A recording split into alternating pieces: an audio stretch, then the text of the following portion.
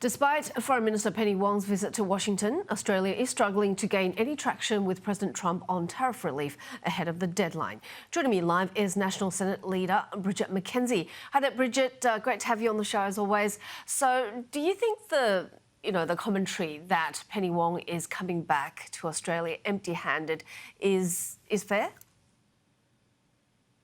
Yeah, I do, because she is coming home empty-handed. I mean, the measure of success in foreign affairs and in politics more generally is on outcomes.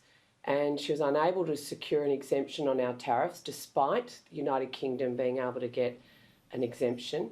She was unable to secure a meeting with President Trump for our Prime Minister, 240 days since this guy's been in the White House, and we're unable to land a critical and important meeting with our most important ally.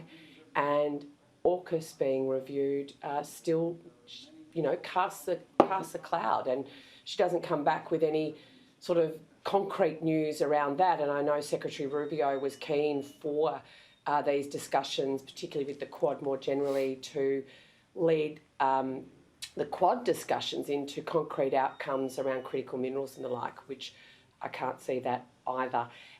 So, I mean, when you look at it from the US's perspective, Australia under the Labor Party has voted against them on the floor of the UN on Israel, is refusing to increase defence spending as requests or even engage in the discussion. And you've got a conga line of current and former ministers and MPs in the Labor Party who've trash-talked President Trump for years. So, I think we're at a really concerning juncture. And meanwhile, Albo's about to get on the plane and head over to see President Xi. So, I think it is very concerning. How would the coalition have done things differently when it comes to trade negotiations, given that we already have a free trade agreement and the UK doesn't with the US? Well, as a coalition, and Mark Vaile, I think back in the day, we were able to have a very good trading relationship with the US, and as has been consistently said on your program and on others this whole time, President Trump is very much about personal relationships.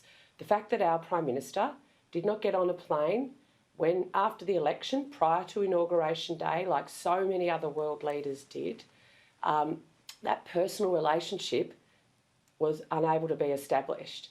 And then when you get into the realities of being president of, largest economy in the world, with a lot of responsibility for defence across the world, particularly for the free world, your ability to have more freedom to meet with world leaders is restricted, obviously.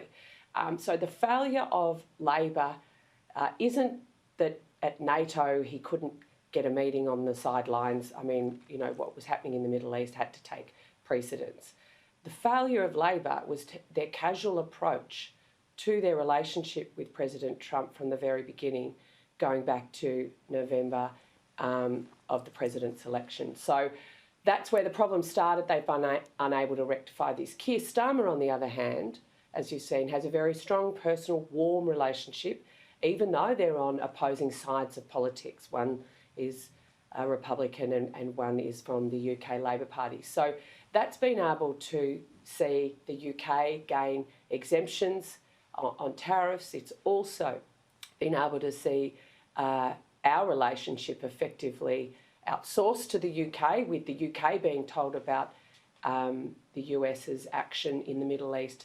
We were never given that personal phone call and that one-to-one commentary. We had to find out through other means. So I think on a whole range of measures you can see the President stepping back from this, putting other people like Secretary Rubio to the fore to actually develop the relationship, because the Prime Minister took it for granted and took a very casual approach at the very beginning, and that's unfortunate.